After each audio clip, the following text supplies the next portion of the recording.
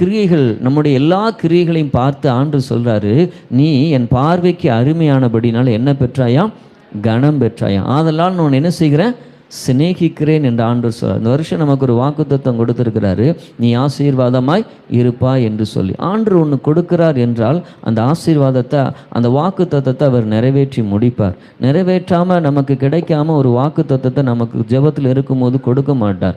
ஆண்டவர் ஒரு வாக்குத்தத்தம் கொடுக்கிறாருன்னா, ஒருவேளை நம்ம அதுக்கு தகுதி இல்லாமல் இருந்தால் கூட நம்மளை உடைத்து உருமாற்றி தகுதிப்படுத்தி அந்த ஆசீர்வாதத்தை நம்ம கரத்தில் கொடுப்பார். அல்லேலூயா. அவர் புறம்பே தள்ளுவதற்கு அழைக்கலை, நம்மளை வேதனைப்படுத்துவதற்கு அழைக்கலை. ஒருவேளை அவர் கொடுத்த வாக்குத்தத்துக்கு நம்ம தகுதியாக இல்லாவிட்டால் ஆண்டவர் சீக்கிரமாக அந்த வாக்குத்தத்தை நிறைவேறுவதற்காக என்ன செய்வார்?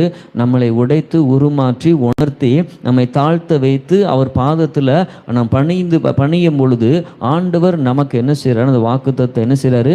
நிறைவேற்றி